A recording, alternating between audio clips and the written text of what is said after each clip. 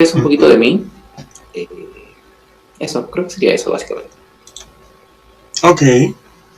Eh, Qué increíble, la verdad. Qué increíble background. Bueno, respecto a lo que vamos a hablar ahora es bastante relacionado al trauma y al DBT. Así que dime, ¿sabías desde siempre que querías trabajar con trauma o con DBT? ¿O fue algo que descubriste en el camino?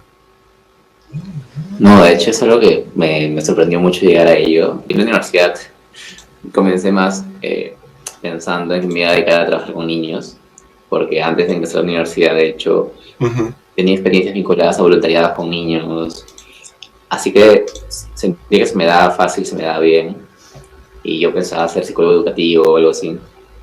Fue muy random en la etapa de la universidad darme cuenta que la intervención clínica en niños es algo que quizá a mí no se me da tan bien, porque yo siento que no soy tan bueno siendo muy directivo. Yo siento que soy más habilidoso, más efectivo, tratando de llegar al cambio mediante una discusión o mediante enseñanza de herramientas. Y no siendo tan directivo como quizá sentí que era el trabajo con niños. Así que en algún momento de la universidad me di cuenta de que estaba más interesado en intervención clínica en adultos. Y en un momento de la universidad me di cuenta que algunas cosas o algunos enfoques a mí no se me dan tan bien. Es decir, hacía un esfuerzo gigante por entender lo que es enfoques como la Gestalt o el Ujú. psicoanálisis y Entiendo. no se me dan tan bien. Es decir, no me sentía tan cómodo en comprender y tampoco me sentía tan cómodo en explicar a alguien o formular un caso, una problemática y explicárselo a un consultante en base a esos enfoques. No porque estén mal o tengan algún problema, sino que simplemente yo no me sentía cómodo y no creía que era una forma de ver el mundo que se ajuste como yo lo veo. Así que en algún momento de la universidad, pues quizá han escuchado del grupo de estudio llamado PSIBE. Sí. Yo entré en ese grupo y empecé a formarme en TCC, en terapias cognitivo-conductuales. Así que cuando empecé a entrar en ese mundo del conductismo y TCC, me di cuenta que el enfoque y la forma de explicar la problemática de las personas sí se ajustaba con lo que yo creía que era más, no sé, más efectivo. Sentía que le encontraba más sentido y más lógica explicar las cosas en base a aprendizaje, a consecuencias, castigos, a refuerzo, a historia de vida. Ujú. Le encontraba más sentido. Y un día de casualidad, pues en EPSIBE trajeron un ponente, que es el director de contexto, que es Paolo. Ajá. Y ese ponente, pues dio una charla sobre DBT. Así que por casualidad, ese día conocí la terapia. Por casualidad también conocí a Pau, que actualmente es pues el líder acá en contexto. Y, y de casualidad también descubrí que era una terapia que se ajustaba mucho a lo que yo quería. Así que yo te diría, respondiendo a tu pregunta, que Ujú. fue más un camino que yo no necesariamente busqué, sino como que fui filtrando y fui descubriendo que me gustaba y terminé haciendo DBT y terminé dándome cuenta que en medio de DBT el trabajo, el cambio se podía llegar eh, en más, no sé, en más impacto si uno está formado en intervención en trauma. Así que sí, fue un camino muy curioso. Wow, suena bastante interesante. ¿Dirías que tienes una parte favorita o un momento favorito de lo que es el tratamiento de BT? Favorita no sé. Ujú. Me gusta la intervención en trauma. No sé si es mi parte favorita, pero creo que sí me doy cuenta en qué contexto soy más efectivo o puedo ayudar más. Por Ujú. ejemplo, me he dado cuenta de con pacientes que están un poco más regulados o que para DBT serían etapa 3 o 4 que están trabajando valores o metas. Siento que no soy muy efectivo. Curiosamente, siento que soy más efectivo cuando los pacientes llegan con más carga de problemas o más desregulados Ah, entiendo. y riesgo. Siento que puedo ayudar más. O sea, y me siento más útil y siento que funciona mejor. Así que cuando pacientes desde el ámbito de DBT llegan en Ujú. etapa 1, de etapa 2, no sé, con alto nivel de riesgo, sin trabajo de trauma, siento que funciona mejor, es muy raro. Cuando están muy tranquilos, siento que ayuda mucho. Claro, es el cierto nivel de problemas, por así decirlo, ¿no? Que tienen que llegar para poder tener cierta facilidad para trabajar con ellos.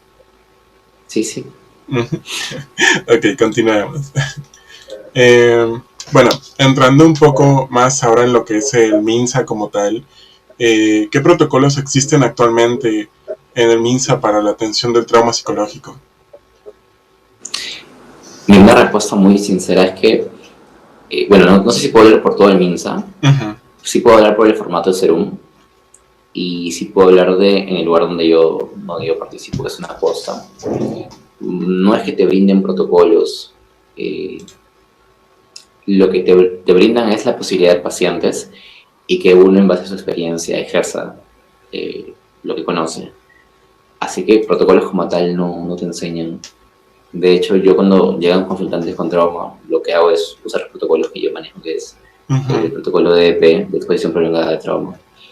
Bueno, lo reajusto porque en el MINSA te dan un tiempo máximo de 30 minutos por consultante.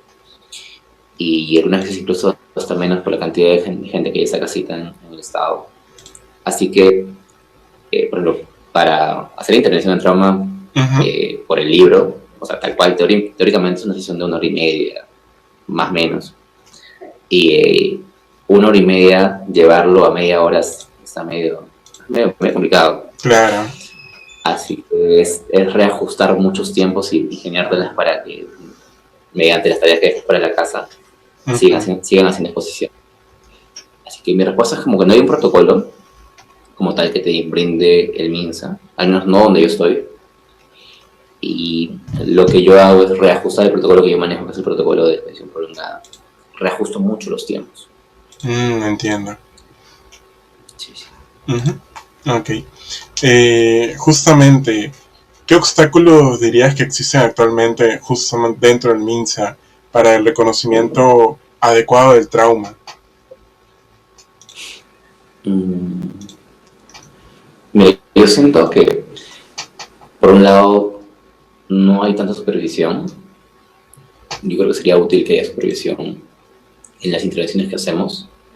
Así que, por ejemplo, si llega un consultante con trauma y hay un profesional no formado en saber cómo manejarlo, eh, sí creo que el MINSA, bueno, no sé si el MINSA, pero de lo que yo puedo percibir, sí siento que hay la posibilidad de que llegue alguien y brinde atención Ujú. sin estar capacitado, sí podría perjudicar en vez de ayudar.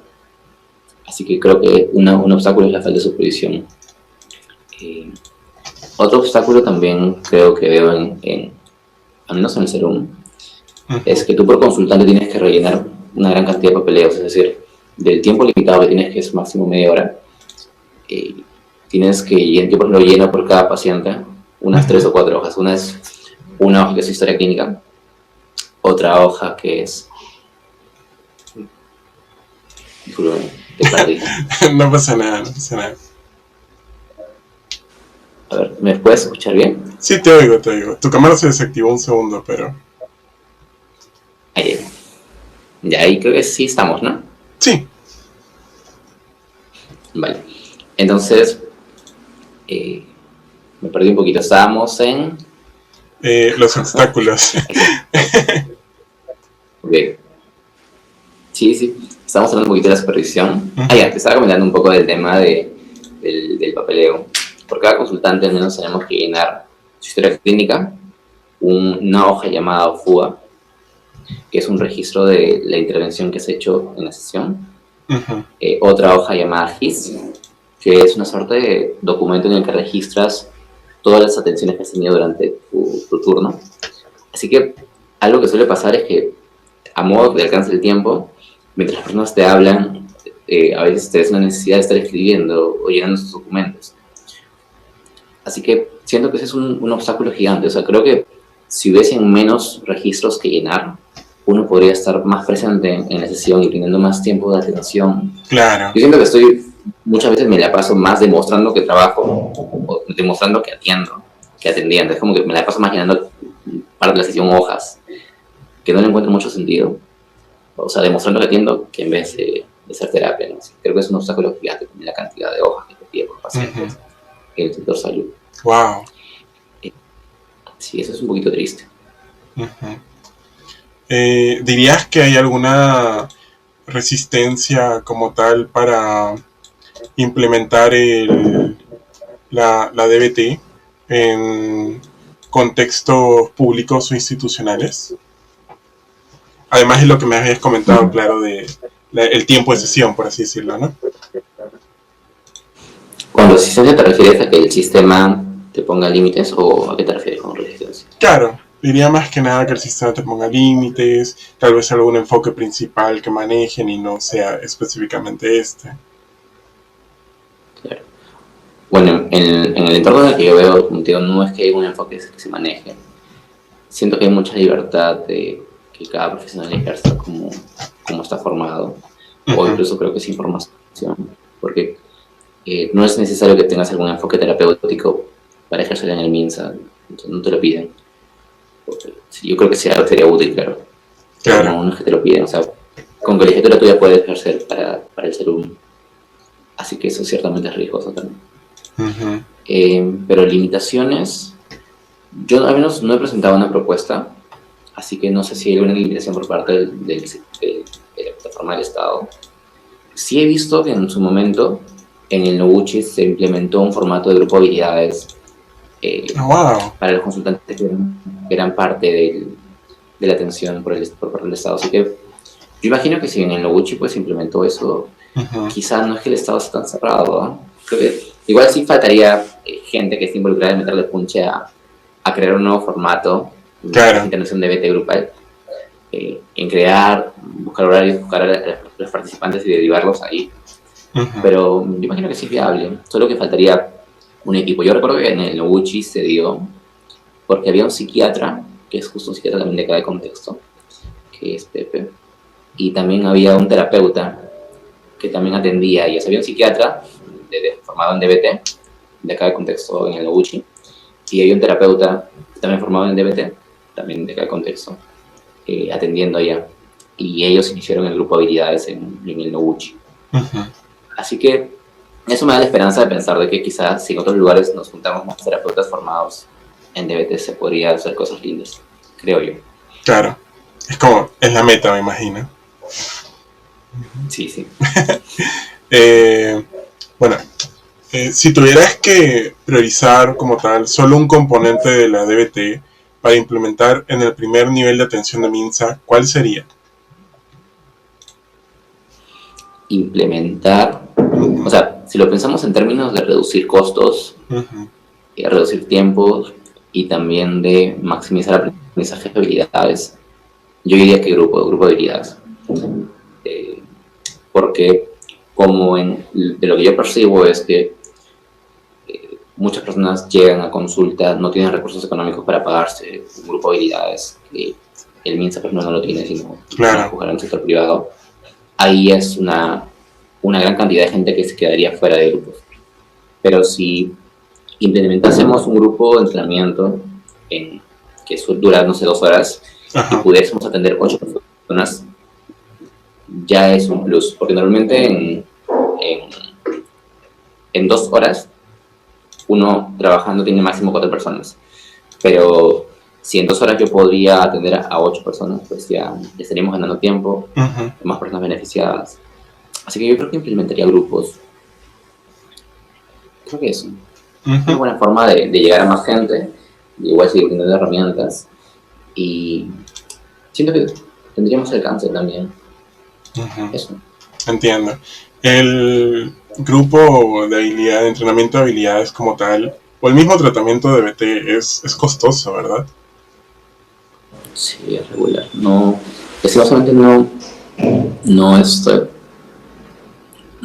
al alcance de muchas personas, y algo que yo observo en mi trabajo en el CERUM es que no está al alcance de muchas personas que realmente lo requieren, porque en el Estado una realidad es que llega gente con problemáticas muy complejas que tú observas y dices, sí requiere tratamiento de alguien muy formado en trabajo de trauma o trabajo de riesgo complejo, y no necesariamente hay alguien así en el CERUM o en el Estado. Así que sí es un poco triste esa contradicción entre es una terapia que es medio costosa, un grupo pequeño puede tener acceso a la terapia como tal, por alguien formado como tal, Y lastimosamente en la realidad nacional es que mucha gente llega a consulta en el Estado y gran parte de ellos no tiene cómo acceder a DBT y la requiere realmente. Claro. Siempre hay un lado malo, por así decirlo. Uh-huh. Sí. Ajá. Bueno, ¿qué elementos de DBT como tal crees que son más adaptables o adecuados para el contexto peruano, comunitario peruano? Bueno, yo creo que terapia individual se puede ajustar. Uh-huh. Corriendo con los tiempos, yo creo que se puede ajustar terapia individual al formato de atención en el Estado. Yo creo que bajo la experiencia en Noguchi también se puede reajustar, abrir un grupo de habilidades para un grupo de consultantes. El coaching telefónico siento que es necesario, claro, las llamadas, porque como te digo, gran parte de los casos que llegan por ejemplo, en la posta son casos de riesgo que requieren atención, coaching. El tema es que no estoy seguro cómo se podría implementar por la alta cantidad de atenciones que tiene un terapeuta en el Estado. Es como que tienes un turno de 6 horas y ahí te ponen 9 o 10 pacientes. Así que terminas uno y sale otro. Es como, es correr. Así que no sé qué tanto un terapeuta, siendo realista, podría ser coaching telefónico, es decir, estar con disponibilidad para responder llamadas. Claro. Así que aún no se me ocurre mucho cómo implementaría eso. Pero sí sería útil lo otro, que es el equipo de consultoría. Uh-huh. Yo creo que sería súper útil que se forme un espacio, es decir, que las citas que un terapeuta o un psicólogo en el Estado debe ver, en el día no sé, son 10 o 9, uh-huh, que se separe al menos media hora o una hora en que el equipo se reúna y brinde o se evalúe o brinde sus casos y reciba ya sea resolución de problemas, validación o habilidades de otros terapeutas. Claro. Wow. Creo que sería súper útil. Uh-huh. Claro. ¿Crees que la DBT, en base a lo que, bueno, ya hemos mencionado como tal, y obviamente tienes preferencia por esta terapia, debería ser enseñada en un primer nivel a los psicólogos? Yo creo que sí sería necesario. O sea, para mí sería un lindo requisito que la atención en salud también implica al menos una formación terapéutica. Uh-huh. Pero si no es posible ese requisito aún, porque quizás suena un poco ideal por ahora, sí sería lindo que al menos un grupo de intervenciones básicas sean impartidas a las personas que formamos parte de las atenciones públicas. Uh-huh. Por ejemplo, yo creería que mínimo evaluación de riesgo suicida o evaluación de trauma sería útil. Claro. O al menos principalmente lo de evaluación de riesgo, porque ya muchas personas pensando en morir o con intentos o con autolesiones. Y si yo, por ejemplo, no sé cómo abordar eso, podría complicar más las cosas. Uh-huh. Así que creo que si no se puede brindar como requisito un enfoque o brindar algunos cursos, creo que se podría llevar ciertos pequeños entrenamientos en manejo de riesgo, evaluación de riesgo, pequeños cursos o capacitaciones de cómo evaluar trauma y cómo saber en qué momento el tratamiento hablar de trauma y en qué momento podría ser perjudicial hablar de trauma.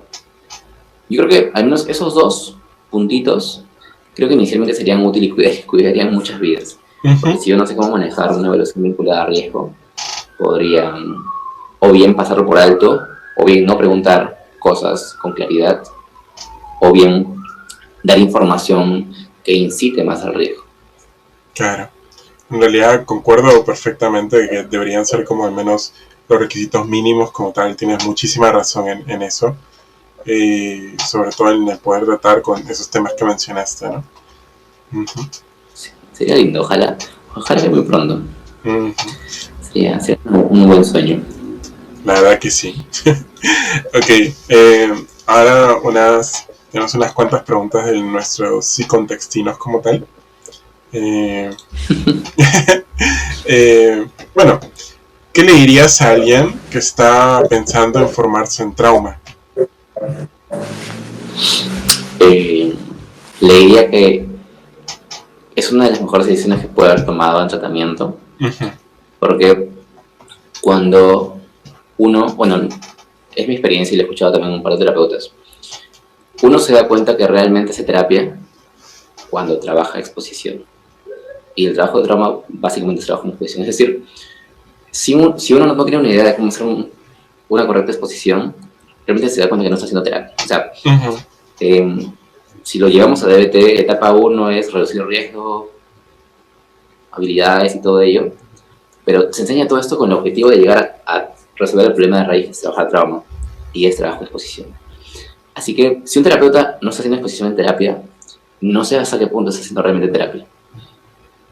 Así que probablemente me entiendan cuando digo que es una buena, la mejor decisión que pueden haber tomado, porque se van a dar cuenta que realmente llegan a generar cambio en la vida de la gente, y un cambio muy, muy, muy, no sé si profundo o importante, cuando llegan a hacer exposición y trabajar trabajo.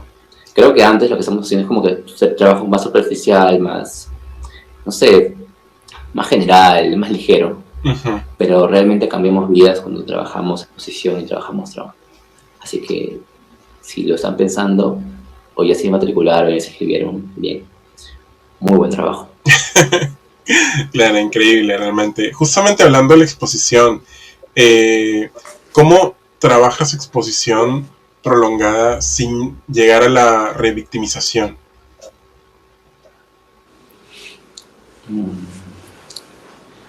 Es buena pregunta, de hecho, porque uno de los riesgos que puede pasar es, si la persona no está aún con algunas habilidades que le permita evaluar juicios o diferenciar juicios, o evaluar sus pensamientos, o estar conscientes de la diferencia entre pensamientos o hechos y suposiciones o juicios, y si uno quizá no tiene algunas habilidades para experimentar el malestar, o estar con el malestar sin tener que hacer más nada que estar ahí, podría ser riesgoso. ¿Cómo Ujú. yo, y bueno, y cómo, no solo yo, cómo DBT se asegura de que un proceso de exposición o de trabajo de trauma no sea iatrogénico, es decir, no retraumatice a la persona? Es que atraviese la etapa 1, en la que aprende herramientas, y también en la que la calidad de vida va un poco más tranquila. Y otra vez. Entiendo. Así que creo que eso es lo que hace DBT, bueno, DBT-EP, para cuidar este factor. Pero también lo que hace el protocolo de EP por sí solo es que uno, cuando empieza a trabajar trauma, es una jerarquía de Ujú. eventos traumáticos a trabajar. Y no comienza por el recuerdo traumático más impactante, porque hay la posibilidad de que si yo inicio por ahí, nos cueste aún diferenciar juicios o diferenciar ideas que me puedan generar más malestar a mí y puedan reforzar ideas que ya me lastiman. Entonces iniciamos por recuerdos o eventos traumáticos que suelen ser en nivel más manejable para la persona. De tal forma que comenzamos por ahí y llegamos a tener aprendizajes que cambian las ideas antiguas, y también aprendemos o llegamos a esta idea o este aprendizaje importante que es, mira, el malestar sube cuando estoy haciendo exposición, pero llega un punto en que baja. Ujú. Ese aprendizaje es muy importante. O sea, una persona descubre que realmente eso que le da mucho miedo sentir, llega a un punto en que lo está sintiendo tan fuerte que solo baja. Es un aprendizaje muy valioso, Ujú. porque incita a que la gente diga, oye, si me vuelvo a exponer, va a bajar. No como mi mente me dice que si me expongo no lo voy a poder soportar. Así que alguien llegue a ese puntito de estoy sintiendo malestar y sé que va a bajar, es un aprendizaje valioso. Entonces, EP, que es exposición prolongada como tal, cuida el aprendizaje progresivo de las personas, haciendo que comencemos por recuerdos de menor nivel de impacto, de tal forma que como que agarramos cancha en el proceso de exponernos, y agarramos cancha en el proceso de reprocesar información que antes teníamos aprendida y fijada, que era, por así decirlo, incorrecta o nos generaba malestar, y aprendemos a verificarla o procesarla de tal forma que nos quedamos con aprendizajes nuevos. En terapia le llamamos información correctiva, Ujú. que de hecho nos puede traer más bienestar. Así que creo que también es otro formato que puede cuidar el proceso de revitalización. Claro. Wow. Bastante interesante realmente.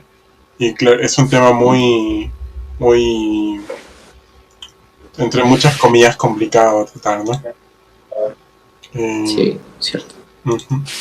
Eh, bueno, respecto justamente a DBT, ¿qué tan complicado dirías que es hacerlo en el Serum? Porque hay muy pocos recursos. Sí. Em,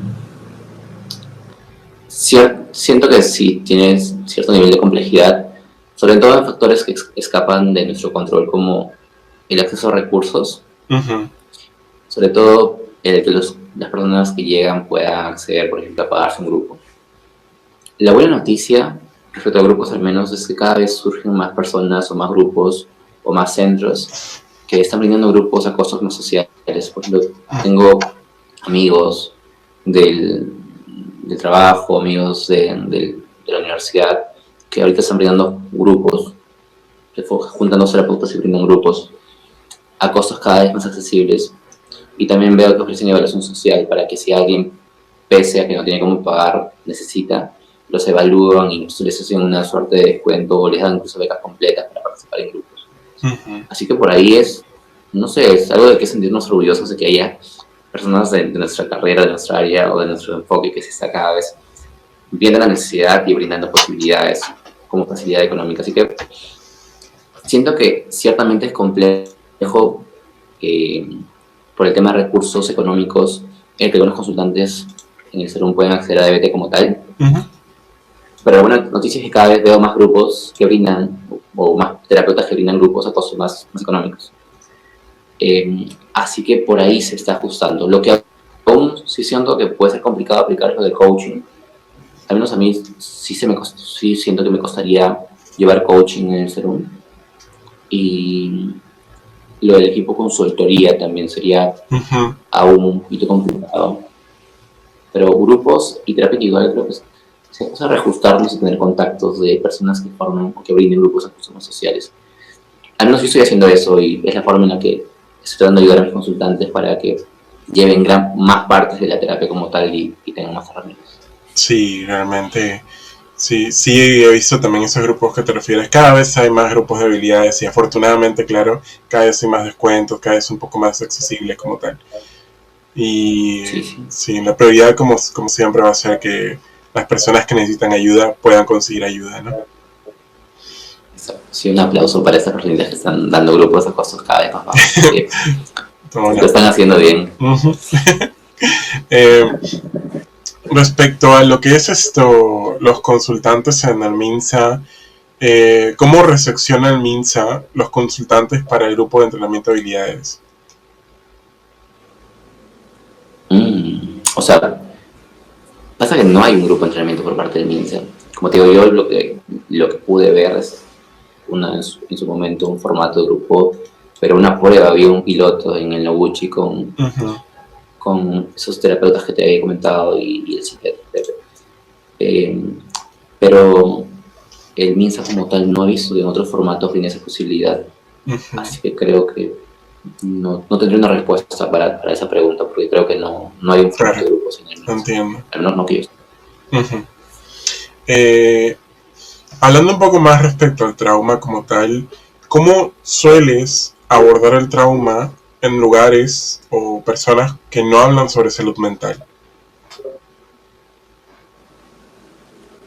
Que no hablan como si. Es decir, que no, diría, tienen cierto prejuicio previo sobre la salud mental o no hablan al respecto, ¿no?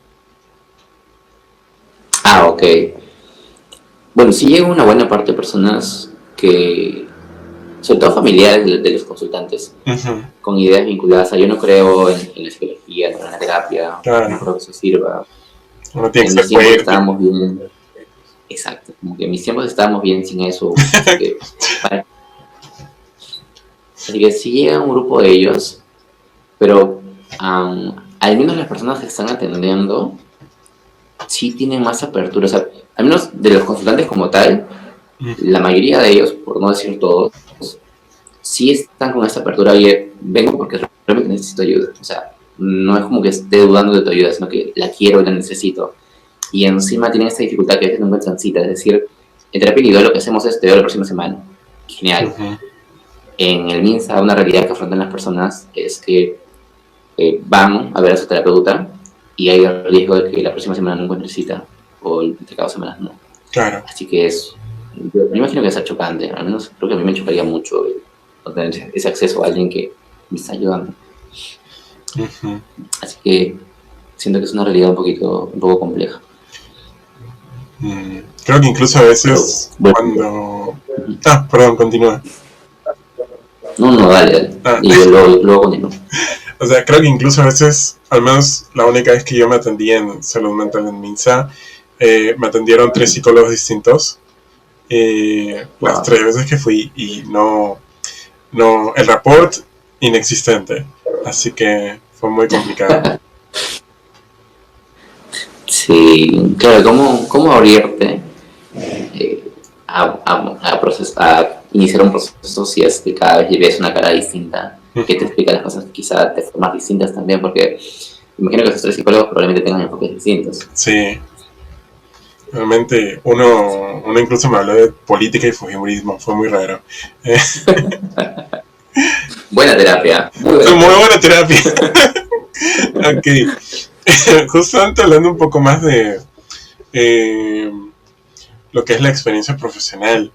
¿Cuál ha sido el momento que más te impactó trabajando con trauma hasta ahora, a lo largo de toda tu experiencia profesional? Ok. Una linda pregunta, Uh-huh. en el sentido en que hace poco, de hecho, di de alta de tratamiento no sé, en mi experiencia clínica, a la consultante con la que he trabajado trauma, que el suceso me llegó a mover muy fuerte. Uh-huh. Cuando me lo narró, yo, o sea, somaticé mucho, sentí mucho malestar, o sea, estaba medio mareado, con náuseas, porque el evento tenía que ver con un evento en que ya había presenciado o había encontrado a un familiar suyo, pues se había quitado la vida familiar. Wow, entiendo. Y ella la había encontrado en la casa. Y la primera vez que me lo narró, los detalles que me narró fueron tan impactantes que yo dije, wow, ¿cómo alguien puede sobrevivir a una experiencia así, luego seguir trabajando o seguir viviendo? Bueno, está sobreviviendo, Uh-huh.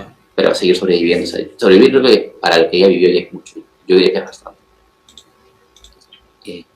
Así que ese fue un evento, yo la vi hace 2 años a ella, la conocí hace 2 años. Uh-huh. Ella llegó pensando en trabajar duelo, y sí trabajamos un poco el duelo, pero más abordamos, o sea, el duelo bajó muy rápido, o sea, el malestar vinculado al duelo fue un proceso muy breve, y más saltamos a trabajar trauma, porque la experiencia no era solo perder a alguien, era perder a alguien, y la forma de perder fue muy dolorosa. Uh-huh. Así que yo diría que ese fue el caso de trauma más complejo que he visto hasta ahora, en el que involucraba procesar experiencias como la culpa, porque venían muchas ideas de qué hubiera pasado si yo contestaba el teléfono, si yo me hubiera dado cuenta de esto, si yo les decía eso. Y era más complicado aún porque en su historia familiar ya habían personas que se habían quitado la vida. Así que en este último caso que yo trabajé con ella de una pérdida por suicidio, ella venía con una mochila gigante de ideas vinculadas a yo no fui capaz de hacer esto. Y por ese motivo ya no está conmigo esa persona. Y por ese motivo decidió morir. Así que también parte del proceso del trabajo de trauma fue un tiempito antes de dedicarnos a bajar riesgo, porque venían muchas ideas de si yo muero también voy a estar con esas personas que las perdí. Así que también había, al menos al inicio, un buen tiempo con ideación vinculada a morir. Y también creo que había planificación, eso sí no recuerdo. Entiendo. Fue un casito que nos tomó aproximadamente un añito y algo más trabajar trauma. Pero fue uno de los casos también que me enseñó más, porque creo que ahí, en todo ese proceso largo, también fui puliendo formatos o ideas de cómo hacer tratamientos vinculados a esa exposición. Y también fue el casito que me generó más impacto en el sentido de, yo vi un real cambio en la vida de alguien, de cómo te encontré. Y, o sea, no juzgo cómo lo encontré, o sea, yo no sé si yo hubiera estado así luego vivir lo que vivió, pero estaba devastada por la experiencia. al punto en que terminamos y ella me hablaba de este familiar, pero me hablaba ya no desde el dolor o desde el trauma, me hablaba desde, te cuento que el otro día la recordé y me acordé que hacíamos esto y estaba feliz. O sea, el trabajo de trauma fue tan potente y fue tan impactante que la experiencia que ella narraba no llevaba al dolor, o no llevaba a la culpa, o no llevaba a la ideación, llevaba, bueno, no está conmigo y siempre voy a recordar eso, y el evento lo recuerdo, pero ya no me duele, no porque no me importe, sino porque ya lo he procesado, y ahora soy capaz de ver más allá del dolor, y soy capaz de recordar a esa persona que perdí, ahora desde la línea del amor. Así que siento que ese proceso de cambio fue muy lindo, y a su vez fue difícil trabajarlo. Nos pasábamos semanas y semanas con el mismo recuerdo, una y otra vez. Pero creo que valió mucho la pena. Y sí, estoy muy agradecido con ella por lo que me enseñó también. Wow. Dentro de todo se nota que fue una experiencia bastante enriquecedora y bastante increíble. Y de todas formas lamento mucho su experiencia como tal, ¿no? Sí, claro. Sí, fue una experiencia muy, muy linda en el sentido en cómo vi sus procesos, vi sus etapas y la vi. Creo que nos vimos creo que en etapas distintas. También quizá ella me encontró como un terapeuta un poquito más joven y nos vimos en el cierre como que cada uno con ciertos niveles de heridas y cada uno un aprendizaje de esas heridas. Así que creo que fue un crecimiento mutuo muy lindo. Entiendo. Wow. Qué increíble experiencia de caso, sinceramente. Sí, muy lindo. Esto, bueno, justamente hace un rato, mejor dicho, hablamos sobre la rotación de personal, el hecho de cómo tal vez no podías encontrarte el mismo psicólogo al pedir cita como tal. Desde la DBT, ¿cómo se aborda la alta rotación de profesionales o la sobrecarga laboral en instituciones públicas que atienden el trauma? Y la buena noticia es que ahora no hay rotación. Por ejemplo, si yo he atendido hoy día a Juanita, la buena noticia es que la próxima vez que Juanita saque cita, me va a ver a mí.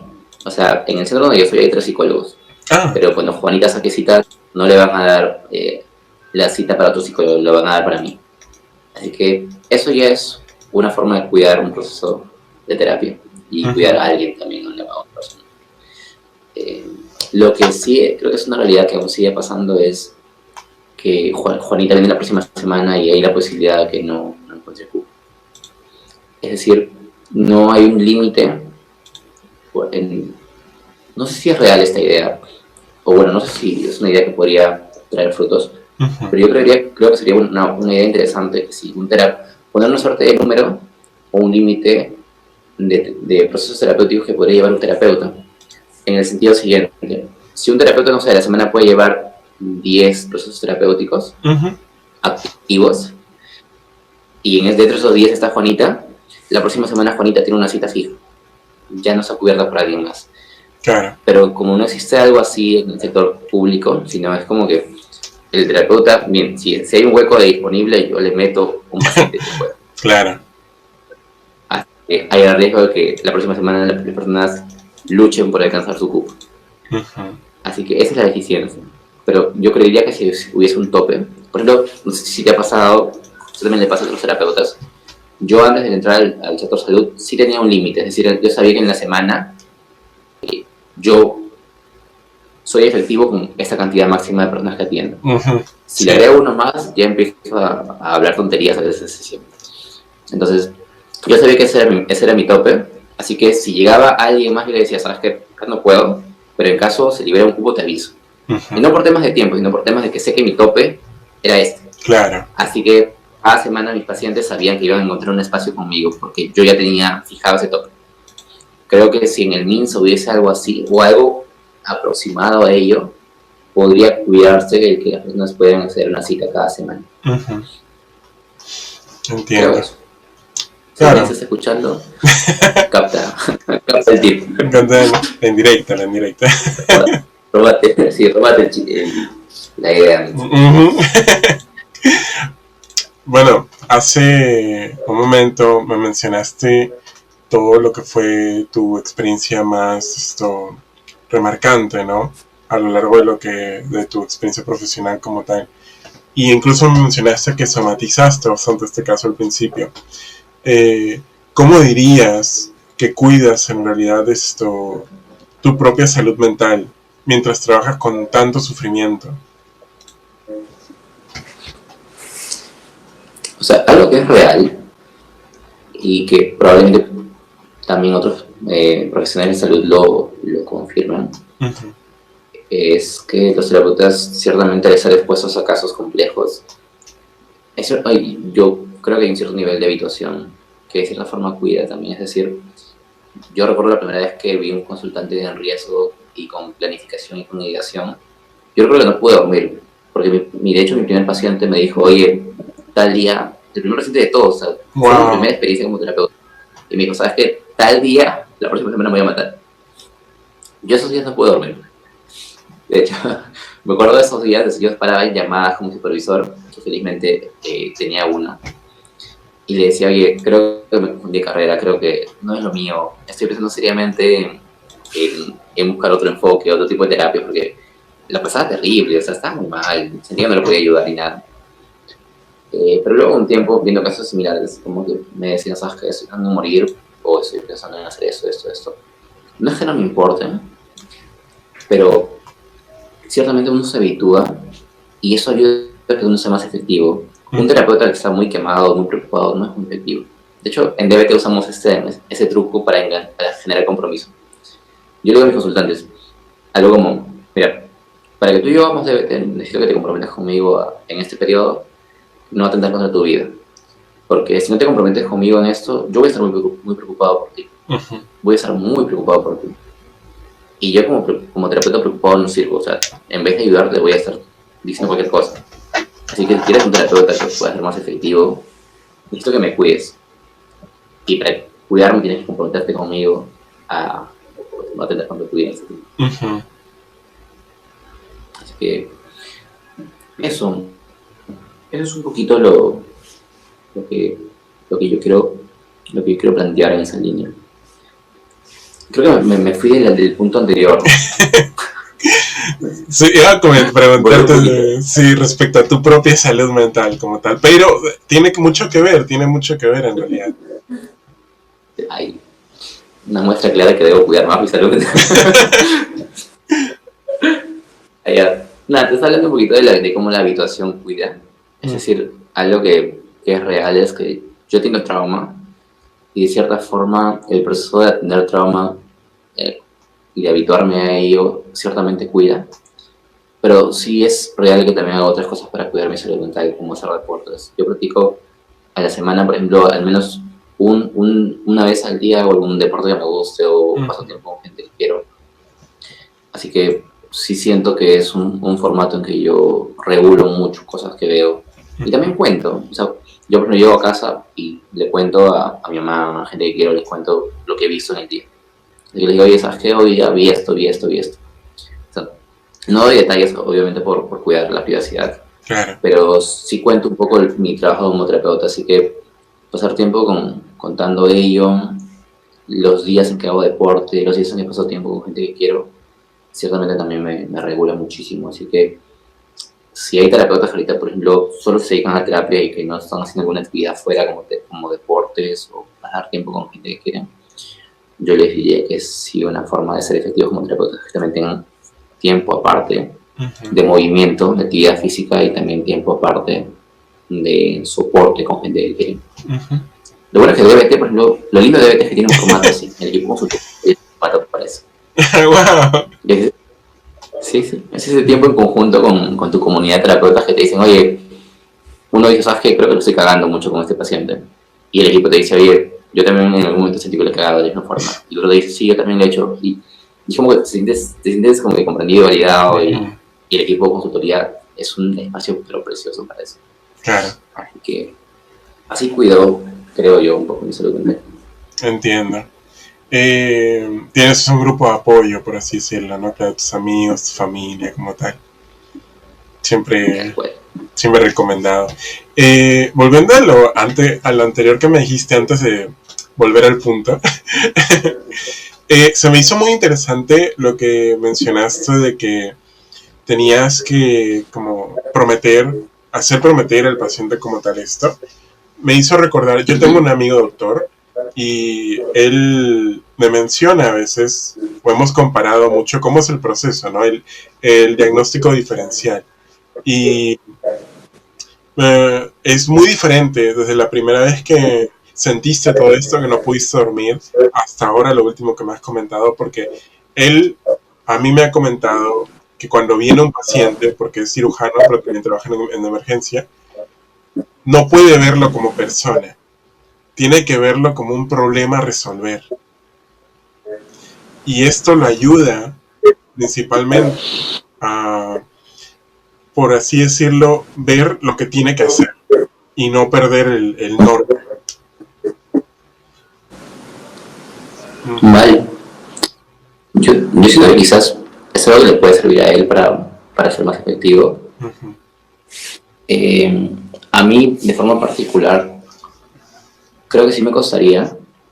Yo siento que soy también efectivo cuando engancho, formo un lazo con esa persona. Es decir, algo que a mí me pasa, que probablemente me les pasa a los terapeutas que están escuchando, es lo lindo que es formar este vínculo de paciente-terapeuta, en que hay cierta química, cierta, no sé, cierta complicidad.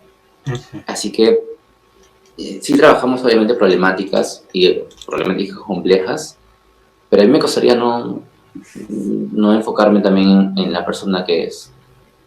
O sea, ciertamente el trabajo hace que yo me habitúe a algún nivel de malestar y que no somatice como antes, o no me impacte tanto, no me mueva tanto lo que escucho. Pero sí necesito, al menos yo sí necesito sentir ese vínculo. Siento que funciona mejor cuando encuentro ese gancho con la persona, claro, y esa persona lo encuentra conmigo. Y ahí siento que nos podemos adentrar a trabajar cosas muy duras juntos. Así que a mí no me funcionaría esa estrategia de tu amigo. Me funciona más lo otro de sí conectar y entender la esencia de la persona, saber quién es, saber qué le gusta, qué no le gusta, cosas así. Y una vez que yo siento que hay esa química, adentrarnos a terreno, a campo minado. Claro. Aunque claro, son dos carreras distintas, ¿no? Medicina y psicología. Oh. Incluso para el tema de los diagnósticos, ¿sabes? Yo al menos cada vez en mi ejercicio clínico uso menos diagnósticos. Más usamos evaluación funcional o evaluación de objetivos o de problemas. Claro.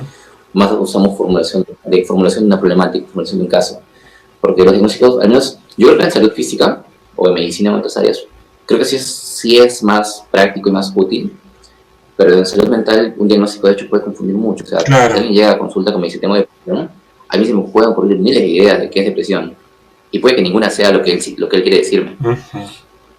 Y que para mí es más efectivo que me diga, oye, ok, ¿qué significa depresión para ti? Esto. Y yo abordar esos problemas sin necesidad de quemarlo o estigmatizarlo con un diagnóstico. Así que claro, incluso mira esa diferencia de campo, en cómo un diagnóstico en otros campos puede ser muy útil para entender objetivamente una problemática, y cómo nuestro campo de hecho podría complicar mucho las cosas que no. Claro, patogenizar es complicado, etiquetar es muy complicado y dificulta bastante las cosas. Sí, es muy general. O sea, si uno se pone a ver la cantidad de similitudes que hay entre la ansiedad y la depresión en el DSM, o la cantidad de cosas en común que hay entre el TLP y el trauma. De hecho, parece ser que, o sea, DBT es una terapia que fue construida o inicialmente trabajada para el trastorno límite de la personalidad. O sea, Marsh, al menos, el origen lo vinculó mucho a ello, pero ahora DBT no se centra en un diagnóstico, es transdiagnóstico. Y muy sabia la decisión de Marsh de trabajar dentro de DBT trauma, porque gran parte de los consultantes, sino por no decir todos, que están categorizados bajo esta etiqueta de TLP, han vivido trauma. Así que algo que parece ser que puede pasar a largo plazo, mediano plazo, es que la categoría TLP pues quizás deje de existir y más Claro. se quede la categoría de trauma. Así que eso es lo que suele pasar con los diagnósticos creo que en nuestra área, ¿no? Que hay muchos criterios en común, y lo que hace probable que algún diagnóstico englobe a otros, o sea lo mismo que otros incluso. Claro, sí, eso puede pasar como tal, como realmente. ¿Has tenido casos que han sido multidisciplinarios? Más allá de la psiquiatría, ¿te refieres? Claro, más allá de la psiquiatría. Sí, hemos visto casitos yo he visto casitos de TCA, que yo he trabajado con nutricionistas. Yo diría que normalmente cuando llegan casitos con alto nivel de complejidad, si yo siento que tienen la capacidad de aprender habilidades y de aprender herramientas, así el dolor está muy fuerte, yo lo manejo de psicoterapia. Pero si siento que un casito llega y el nivel emocional es tan alto que le impide que pueda captar lo que yo le digo y aprender herramientas, sí derivo con psiquiatría o pido acompañamiento también a la par con psiquiatría, para que la medicación ayude a regular un poco las emociones y a la par me permita a mí ser más efectivo enseñando psicoterapia. Entonces ahí es donde yo derivo o pido acompañamiento a la par psiquiátrico.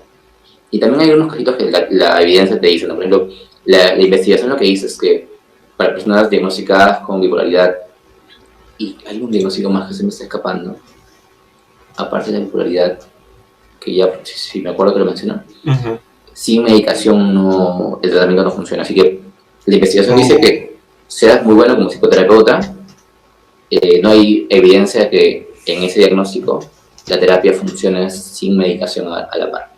Entonces, también es necesario saber algunos casos en donde sí o sí, pese al desperdicio de la habilidad, la investigación dice que sin medicación no funciona el tratamiento. Entiendo.